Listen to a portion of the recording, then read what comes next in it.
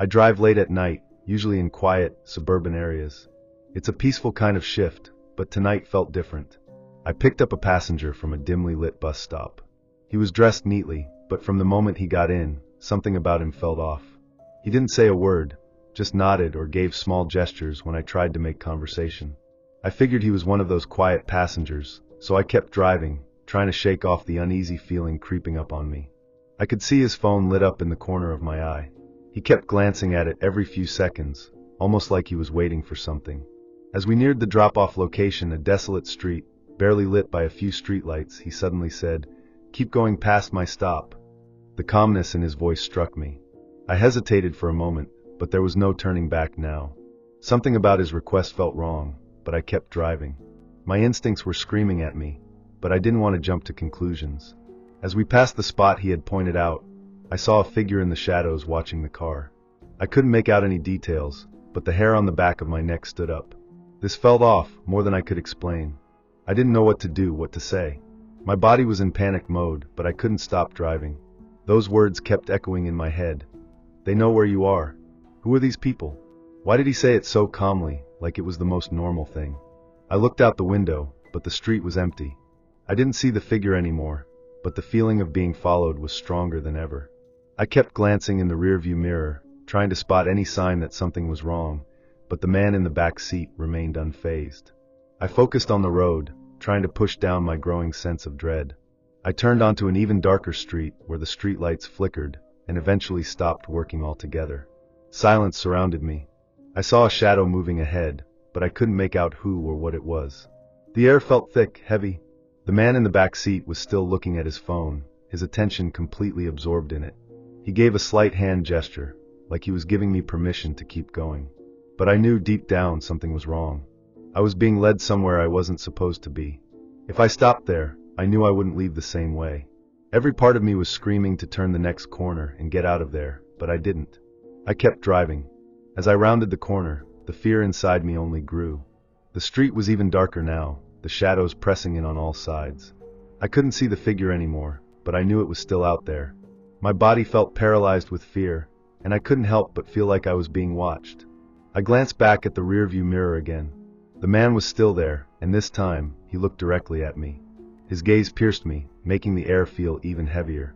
Without a word, he gave me a slight nod, almost as if confirming that this was where I needed to go. Then he said, "Stop here." The voice was calm, too calm. I looked around, trying to gather my bearings. The street was still empty, but the unsettling feeling of being watched was suffocating. I hesitated, looking around again. Something didn't feel right. The moment I stopped, I saw someone emerge from the shadows. I couldn't see the face, just a figure that seemed to glide toward the car. My heart dropped. This was it, the moment when everything went wrong. The man behind me didn't say anything. He just stared ahead, his expression unreadable. That figure, whoever or whatever it was, came closer. I could feel the tension building, thickening the air. I couldn't move. I was frozen, as if the weight of something sinister had pressed down on me, trapping me in place. The man behind me didn't flinch. He just kept watching, waiting. It was as if everything had been planned, as if I was part of something bigger, something dark. The figure came even closer, and for a moment, everything felt suffocating. I felt like I was suffocating, like I was losing control of my own body. Then suddenly the figure stopped. It was just standing there, unmoving, watching. And at that moment, the man in the back seat said, "They were waiting for you." His voice had no emotion, just a flat tone that sent chills down my spine. Before I could react, the figure moved again, but this time I didn't wait. I hit the gas and sped off, my heart racing. I didn't look back. I couldn't. All I wanted was to get out of there, to escape whatever had just happened. I drove aimlessly, my thoughts a jumbled mess. The streets flew by, but it didn't matter. I wasn't focused on the road anymore. I couldn't stop shaking. My mind was a blur. What was happening? Why was I so scared? I looked in the rearview mirror, but the man was still there, unmoving, his eyes fixed on me. That smile, the one he had given me earlier, was still there. It was unsettling, like something from a nightmare. It wasn't a friendly smile. It was a knowing smile, one that made me feel trapped, like I had no choice but to follow whatever plan they had in store for me. I couldn't get rid of the feeling that I was being controlled by something beyond my comprehension. I continued driving, lost. I didn't know where I was anymore. The streets were unfamiliar. I didn't know if I had even left the area where I had picked up the man. I looked back again. His smile hadn't faded.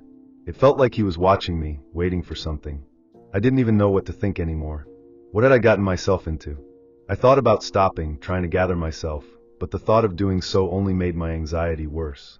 He finally asked me to stop the car. He wanted to get out. I didn't hesitate, I stopped.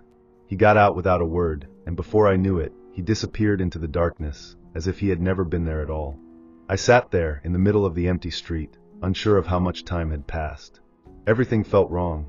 I couldn't shake the feeling that I had just crossed a line, that something had happened that I couldn't explain.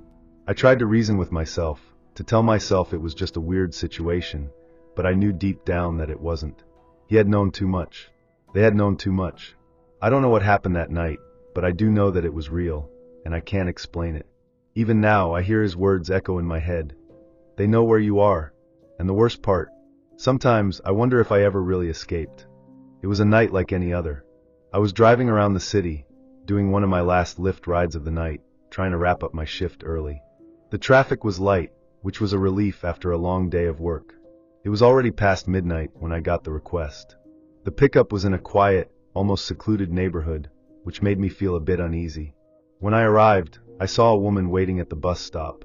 She was dressed in simple clothes, but she seemed more on edge than someone usually would at that hour. She got into the car without saying a word, just gave a quick nod to confirm that she was the one. I greeted her with a polite, "Hello, how are you?" But she only responded with a weak smile and a nod of her head. The ride started off without incident, but soon I noticed something wasn't right. She seemed to be constantly checking her phone, but not in the way someone does when they're looking at messages or social media. It was like she was waiting for something, as if she was monitoring every passing second. I glanced up at the rearview mirror and saw her eyes fixed on the phone, then quickly looking away when she realized I was watching. Something about her made me feel uncomfortable, a kind of tension in the air, but I thought it was probably just my imagination.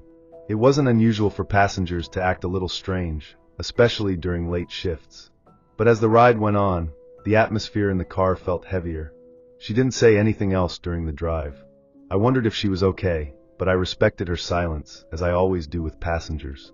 Every now and then, she'd make a small gesture with her head or a slight movement of her hands, like she was trying to communicate something, but without actually speaking.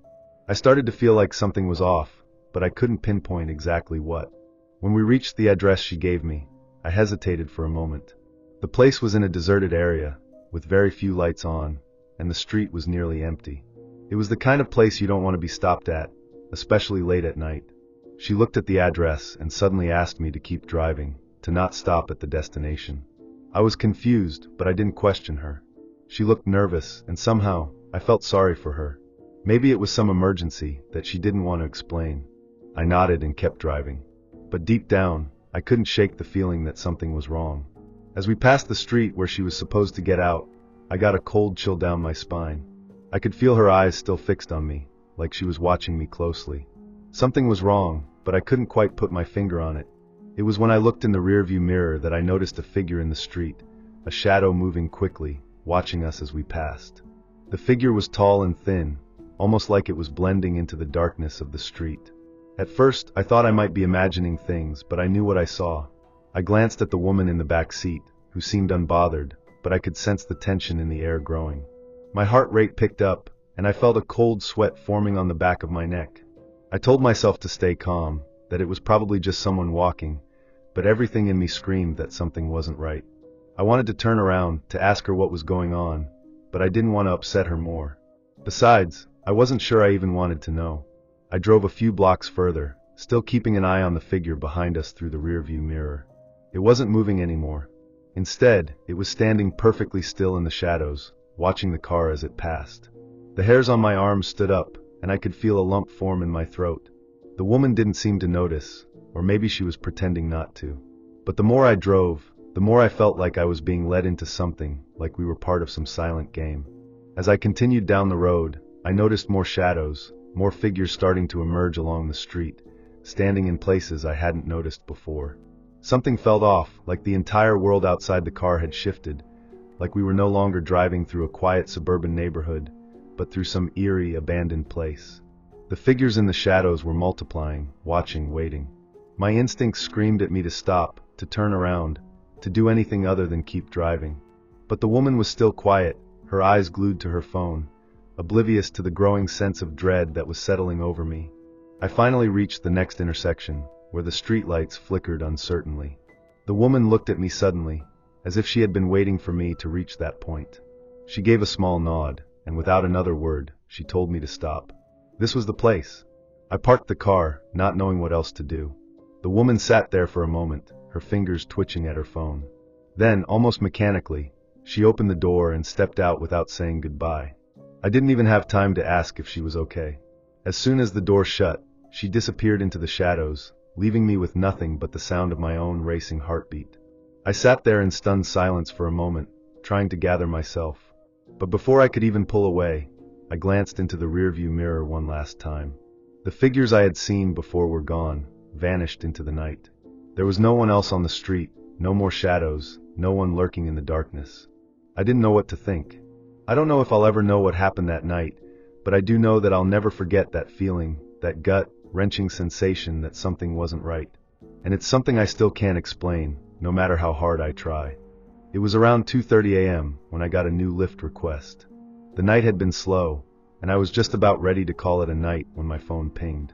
The pickup was in a part of town I wasn't too familiar with, an old industrial area on the outskirts of the city. I hesitated for a second. The area was always quiet, almost eerie at night, with warehouses and factories that were mostly shut down. But the request was close, and I was eager to finish my shift. So I accepted the ride. When I pulled up to the address, I didn't see anyone at first. The streetlights barely illuminated the area, and there was no sign of life. I waited for a minute, checking my phone, then glanced around. Out of the corner of my eye, I saw a man standing by the corner of a building. He was dressed in a suit, but it looked a bit out of place for the time and location, almost like he was expecting someone. I gave him a wave, and he nodded, walking toward the car. As he got in, he gave me a curt thanks, and then immediately looked out the window, not making any other eye contact. I thought it was odd, but some people are just like that, right? The ride started off like any other. I made small talk, asking him if he was headed home or if he'd been working late, but he didn't respond.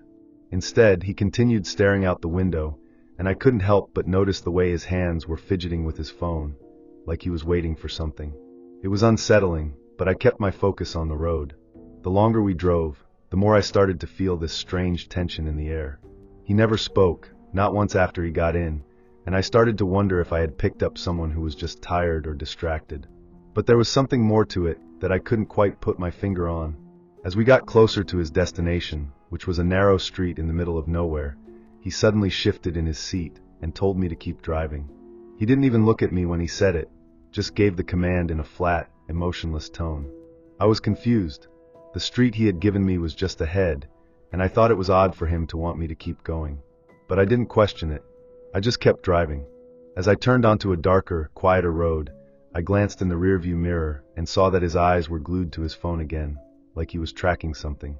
I drove for a few more blocks, the silence between us thickening. The street we were on was poorly lit, with tall, almost abandoned buildings on either side. It felt like something out of a horror movie. Then, out of nowhere, he looked up from his phone and said, "Just keep going." His voice was strange, like he was speaking in a way that didn't quite match his tone. I glanced at him, but he didn't meet my eyes. I kept driving, but now I was feeling that same creeping unease. Something was definitely off, and I knew I had to trust my instincts. Suddenly, just as we were passing a dark alley, I saw a figure standing in the shadows. At first, I thought it was just my mind playing tricks on me in the low light, but as we got closer, I realized there was someone watching us. A man, dressed in dark clothes, standing completely still, like he was waiting for us. I quickly turned my attention back to the road, but I couldn't shake the feeling that we were being followed, watched. My grip on the steering wheel tightened as I glanced back at the man through the rearview mirror. The figure hadn't moved, but I could feel his gaze on us. My heart started racing, and I wondered if I should turn around or just speed up. I looked at the passenger, expecting him to react, but he was still staring at his phone. He didn't even flinch. It was like he was completely detached from what was happening around him. I couldn't stand it any longer, and decided to ask him what was going on. "Who is that?" I asked, my voice barely above a whisper. He didn't respond right away, and for a second, I thought maybe I had imagined the whole thing. But then, as if he had been waiting for me to ask, he said, "Keep driving." I couldn't take it anymore. I wasn't going to be a part of whatever this was. I told him I was going to pull over and asked him to get out. The moment I slowed the car, the figure in the shadows started moving toward us, walking slowly but steadily. I wasn't sure if I was imagining it, but it felt like he was getting closer, closing in on us. I quickly pulled away again, my heart pounding in my chest. The passenger didn't even acknowledge what was happening. He remained still, completely unfazed. At this point, I was done. I didn't care if I was close to his destination. I just needed to get out of this situation. I made a sharp turn and headed in the opposite direction, driving as fast as I could. The passenger still hadn't said a word. I didn't look back to see if the figure was still following us, but I knew better than to stay in that area any longer. The entire ride felt wrong, from the silence in the car to the strange way the passenger acted, and especially the feeling that we weren't alone. When I finally dropped him off at an intersection further away from where we were, he got out without saying a word, walking quickly toward the shadows. I watched him disappear into the night, and I drove off without a second thought. I never got another ride request from him, and I've never seen that area again. I don't know what happened that night, but I'll never forget that feeling of being watched, of something out of place in that empty street, and the way the passenger just didn't care.